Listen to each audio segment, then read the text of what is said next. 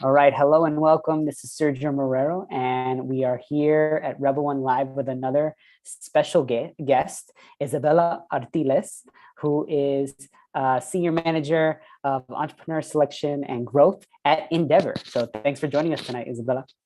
Thank you so much for having me. Yeah, so for those that don't know, Isabella's a graduate. She got her MBA at Northwestern University, also graduate of University of Virginia. She's worked at Chingona Ventures,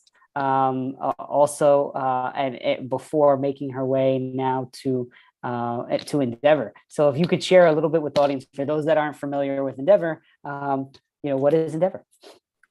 Sure. No, thank you so much, Sergio. I'm happy to be here. So Endeavor, if you haven't heard of it, we're basically a community for and by entrepreneurs.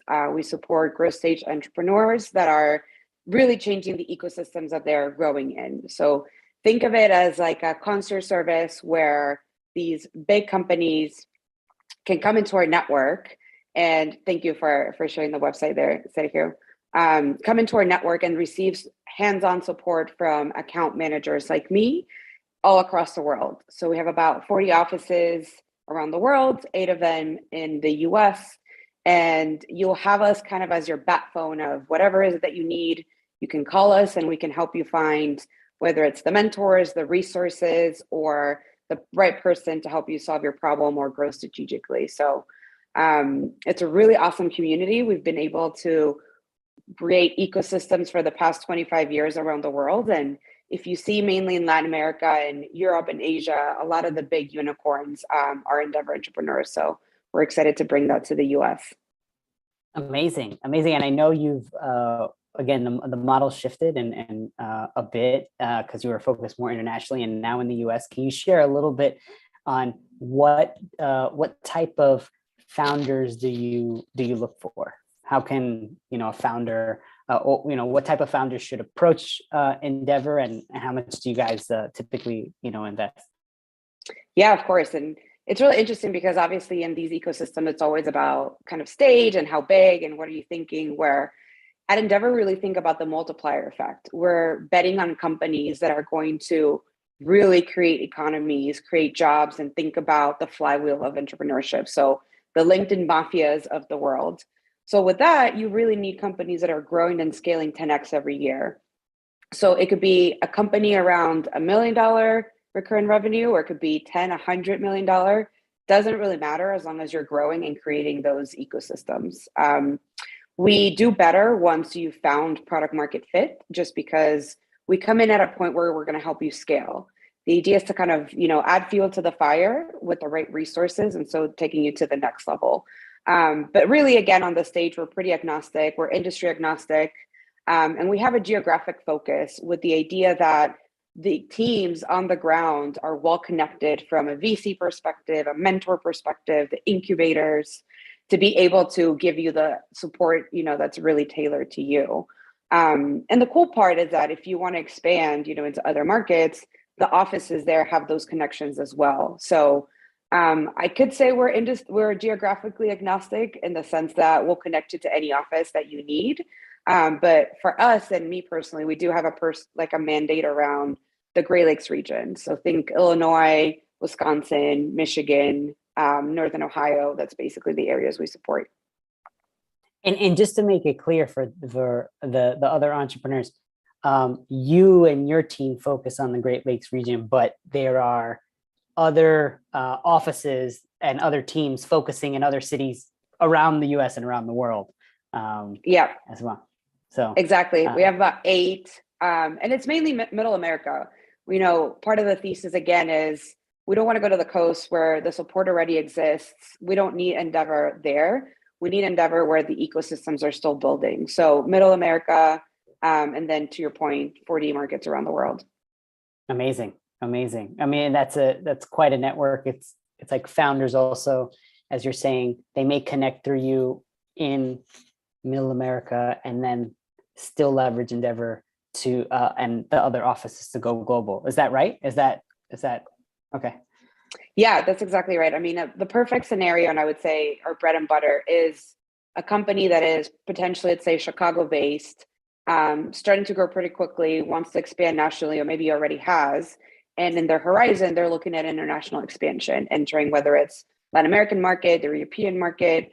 That's where we come in the strongest. Just again, we have such big offices geographically in these regions where it's so easy to call up Mexico and say, hey guys, my company wants to come in. Can we help them with finding office space, finding the recruiting agencies locally, finding the suppliers they might need, just anything around, what it means to enter that market for that particular company, we can do it.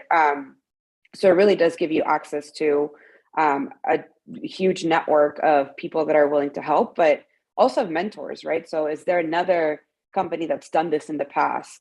Maybe they did expand into Mexico from Chicago as well, and what are some of the best practices that they can learn from the journey? So the cool thing is that there's always somebody 2 to 3 steps ahead of you willing to kind of lend a hand and tell you, hey, here's the things that really worked, here's the things that really didn't work, and how we can help you kind of walk you through this journey. Amazing. So I know, can you share a little bit on, I know you focus on entrepreneurship selection. Can you just unpack a selection and then also growth? But if we start with selection, can you unpack what does that mean? What does that process look like for early stage founders? Right. No, and everything I just talked about, to your points, that here's a lot of growth, right? So it's a lot of like, you made it into the network, we're going to help you grow, we're going to help you skyrocket. But there's the selection aspect of it all. And at the end of the day, it's a community, it's a very exclusive community. The selection process at Endeavor, it's not really like you can apply online. We look for a lot of referrals from our partners, whether it's the incubators or the VCs. And then we have a team dedicated to also just proactively searching the ecosystem through pitch nights, happy hours, any ecosystem event. But we'll kind of do what I like to call like a dating exercise, where for about 6 months to a year, depending on how fast you're growing and how much time you're able to dedicate to the selection process, we'll put in a suite of mentors in front of you. So I'll say, Sergio, what's keeping you up at night? What are you working on right now? And whether that is, I'm trying to scale my team and have no idea, where I'm going to get 20 more people by next month, or I do know where I'm going to get them, but I'm not really sure how to organize the team in a way that it makes sense. I'm going to get you some talent mentors and say, hey, this guy already did it, or this girl is a mentor that's, corporate, done this on a corporate level and can definitely help you on the topic. And so we'll kind of have this back and forth of mentor sessions where you can gauge the value of Endeavor, but we can also kind of evaluate whether your business is growing quickly, it's going to sustain growth. What's your own ability to take feedback, right? Like, are you an agile mentor, entrepreneur that is able and willing to pivot when needed based on the best practices that you hear from other people who've been in their shoes before? So yeah, it's really interesting. It's basically a series of kind of mentoring sessions, and then we get to 2 panels, one called the local selection panel and one called the international selection panel, where you basically pitch and you have kind of an interview session in front of mentors from the network, and they give you feedback. You kind of go through the same process, but at the end of that, you have let's say it's 6 panelists, all 6 have to unanimously agree that you should be admitted into the network, or in the case of the local selection panel, that you should get it to the next stage. So the same thing happens internationally. So it's really cool because pre-pandemic, all these ISBs happened everywhere around the world. So New York, Jakarta, Japan, Singapore, and we would fly the founders, we would fly the mentors, and it was just this really electric, almost like a conference type of feeling where you're meeting these people and you're seeing the caliber of the other people in the network. Obviously with the pandemic, we've shifted a little bit to virtual and hoping to bring back some of the in-person ISBs, but that's where we like to say that the magic happens. And so again, if the panelists all unanimously agree, you're welcomed into the network. So it's a long process, but we hope by the time that you are admitted, you've seen the value, you understand the importance of the flywheel of Endeavor, and you're excited to continue the work. Amazing. And your approach, I would say, to impact, right? You're selecting these founders, high growth. But can you talk a little bit about how um, how are I wouldn't say alumni, but members of the community, right? Like once they get investment, how do they stay engaged? What does that sense of impact and kind of giving back look like? Yeah, no, that's a great question. And we are founder first. So we are always thinking about the founder coming into the network. The business obviously gets evaluated alongside it, but we have plenty of founders who've exited their companies multiple times. They continue being part of the network, and whether it is thinking through the next company they're going to build or moving entirely towards like a more of a mentoring role, where now perhaps you're setting up your family office or you're just dedicating most of your time to giving back your time. The idea is that we have always that suite of entrepreneurs at the younger stage that can use that mentorship. And so we try to keep them engaged through that. We have a couple, for example, of founders in our Detroit office that recently joined the boards. And so that you see kind of that flywheel of Endeavor happening where they join the board of Endeavor or they become mentors, and they're always kind of growing the ecosystem one way or another. I will add, I think, to your point around investment, the Catalyst Fund, and I'm sure we'll get to it at some point, but it's whether the entrepreneurs want to have investment even to begin with, right? We have plenty of founders that bootstrap their entire companies and then they come into Endeavor and don't necessarily need an investment. But it's always nice to have that option once you come into the network. Yeah, and can you share more about that? Like those founders, why? So they can still. Can you share more? Like they can still be a part of the network, but not accept investment. Like Yeah. why do they do that? Yeah. Yeah, no, of course. And maybe it'll make sense to give you a little bit of background on Catalyst. So the idea with Catalyst and was that we would have a ability to have almost an evergreen fund to continue supporting the founders. So it's a rule-based fund that you only have access to once you've made it into the Endeavor network. A couple of the rules are things like, Endeavor Entrepreneur, co-investing alongside another institutional investor. Some are, limits around, like, I think it's either 10% of the round or up to $2 million check. And so the idea is that it's not just, I come into the network and I want $2 million. Can I have them? It's like, I'm raising a round. It's being led by this institutional investor. This is how much money I need. Does Catalyst want to come into the round as to, either finish it off or contribute to it? So not all of our entrepreneurs come into the network when they're raising. And that might be an opportunity where you don't necessarily take funding, but you might be in the network for 2 to 3 years, raise a round and say, okay, Catalyst, do you want to come in at this point in time? And some other founders just don't raise. Like I mentioned, some of them just bootstrap their entire companies. Some have very strong opinions around fundraising, and we're just flexible. At the end, we just want to meet the needs of the founders. Excellent.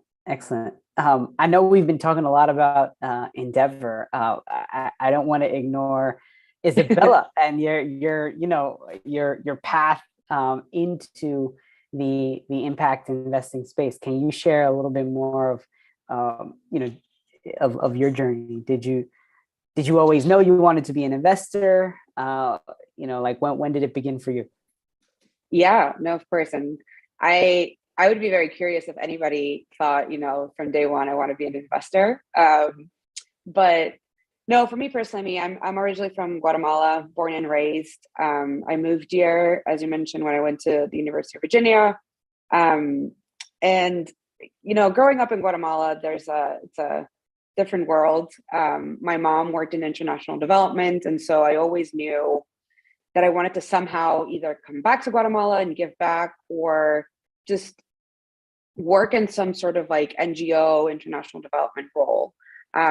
Even when I was at UVA, I studied a program called Global Development Studies. And the point of it was studying like international development initiatives out there, the UN, IDB, just like what has been done up to date, what is working, what is not.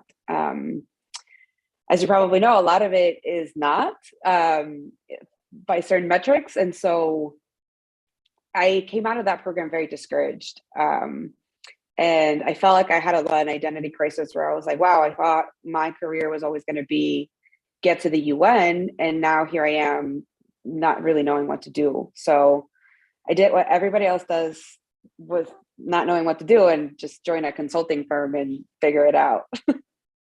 So I became a consultant. I worked in DC for 4 years with Accenture in their federal practice. It was a great school in itself, as any consultant knows.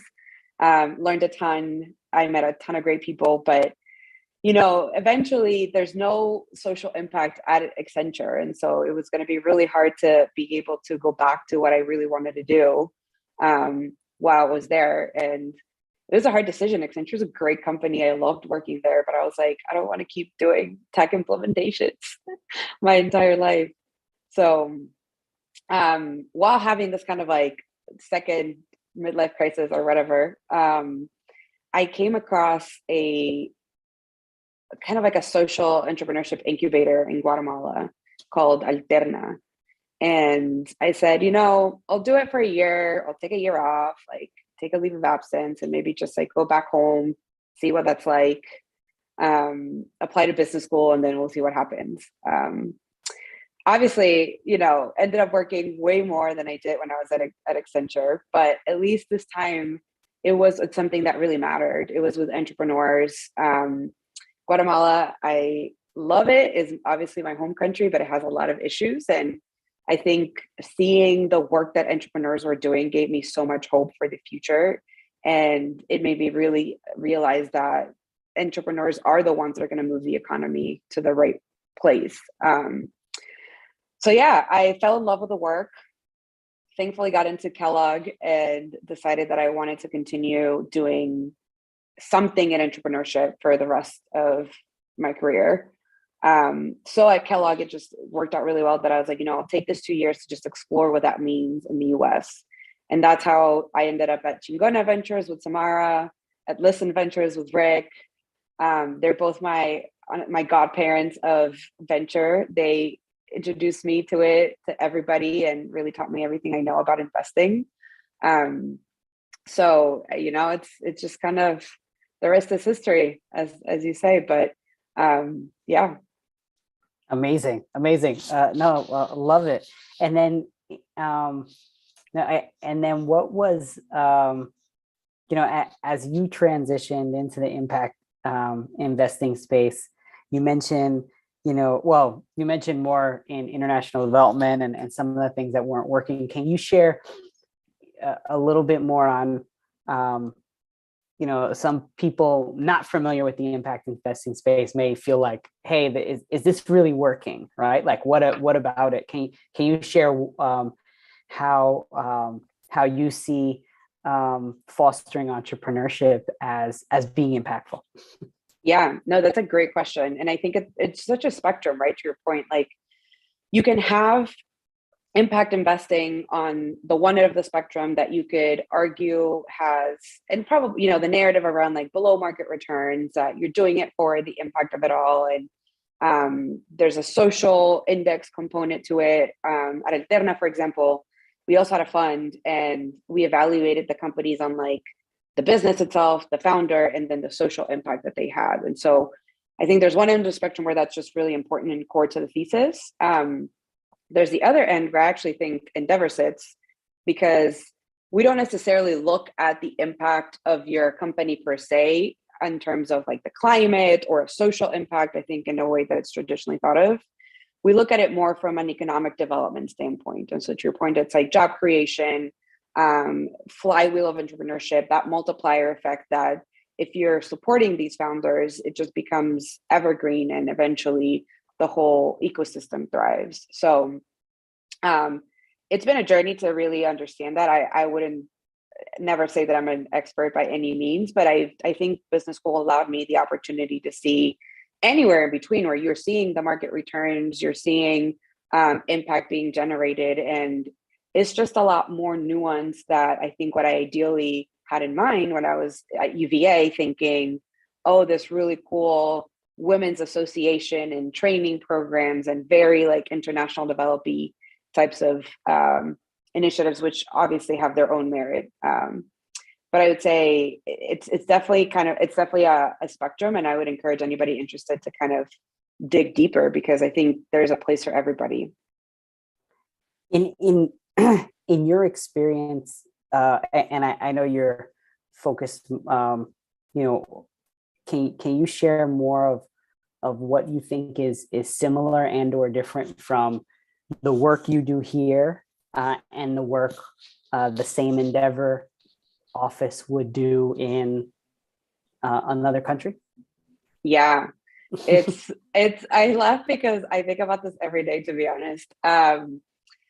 It's really interesting because if you think about, I'll give you two answers. So also in a spectrum, at the one end, some of the older offices in Mexico, Argentina, Chile, they're super developed. You know, they're 20, 25 years old-ish.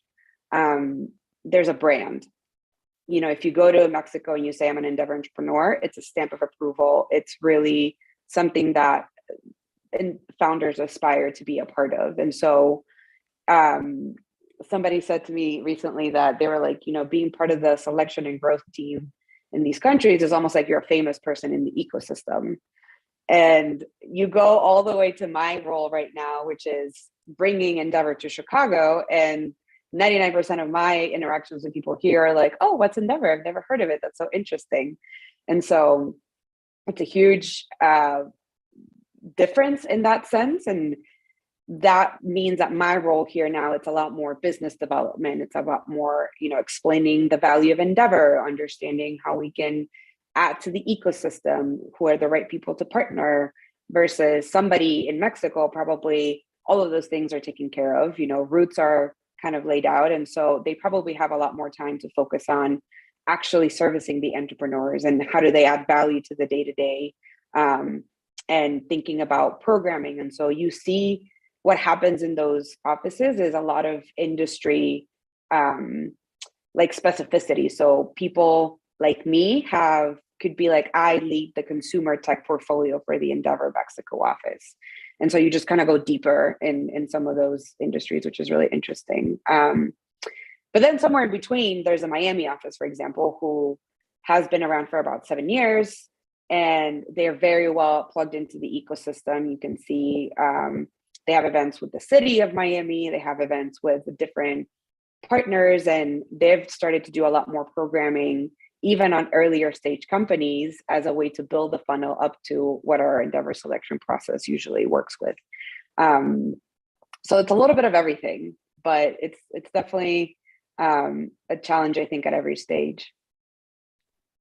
That's great. It's amazing to see, as you're saying, as usually a lot of firms, you know, and I think it also speaks to the mission of Endeavor. Like, you all started internationally and then came back to the US, versus a lot of firms are doing the opposite. They're like, oh, we could take this international and then go through that challenge. It's almost I would say it would seem that it may seem like an easier feat to bring things back home than I don't know if you have any insight to share into why did you all decide to do that, like go from international and come back to the US?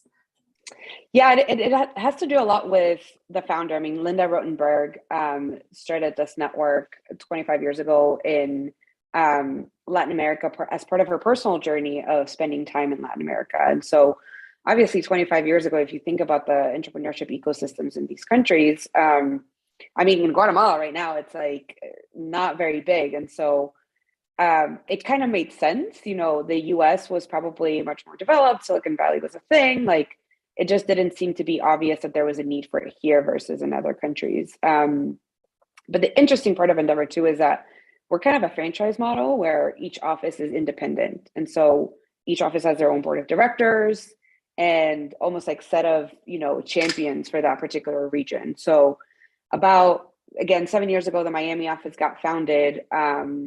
because a philanthropy decided to say, we think we need to bring this to Miami, we're going to champion it, we're going to get the people needed to open up this office, and we'll do it. And then if you think about it, there's other markets like that in the US. And so Detroit made sense, Louisville made sense, Atlanta made sense, and these pockets just start kind of coming back up where, sure, the US is no longer a emerging economy, but there are cities within where you can still have a great impact when it comes to entrepreneurship. So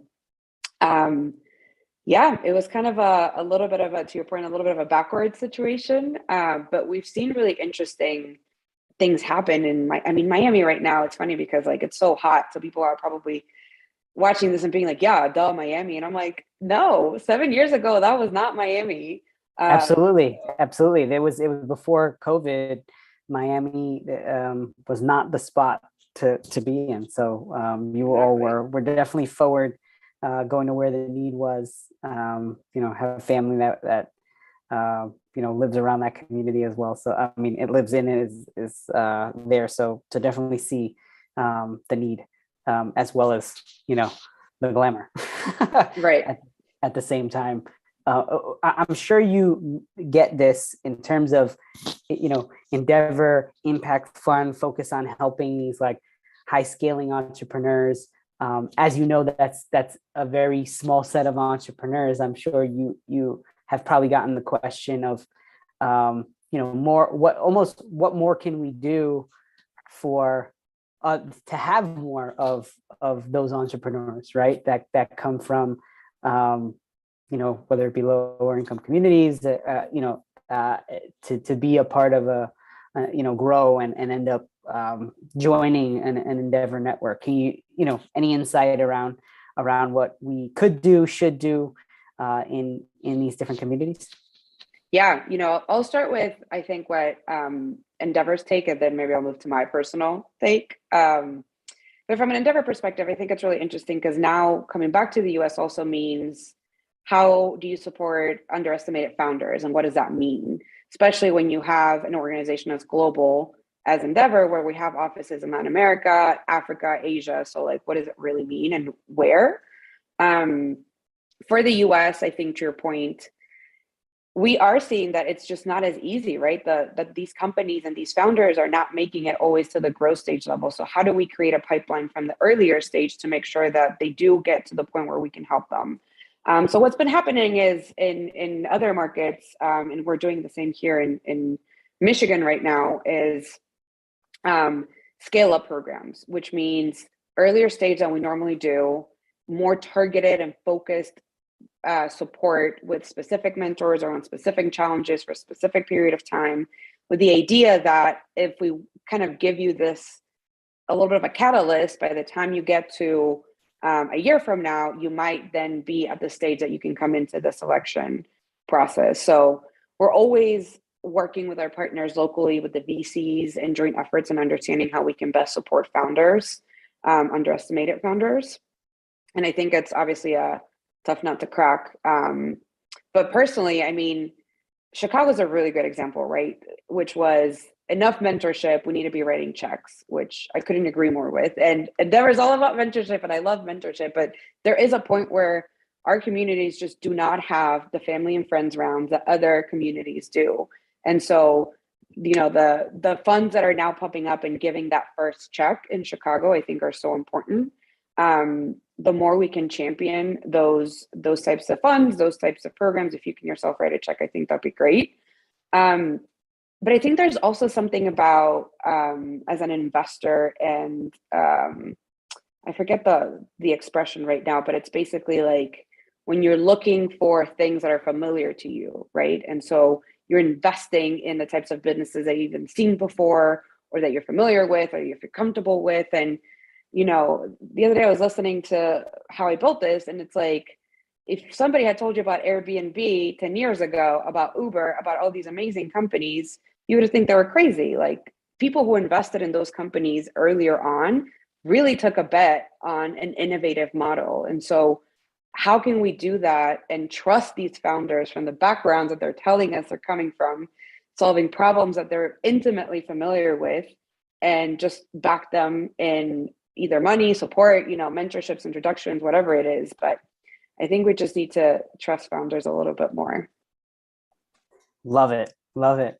I think that is on a. I want to end on that note. I appreciate your insight and you sharing, more about Endeavor, more about your story. So thank you, Isabella. You're definitely inspiring. So for those watching, this was another episode of RBL1 Live. Isabella Artiles, who is an investor at Endeavor. So thanks again for joining us tonight. Thank you so much for having me, Sergio. It was really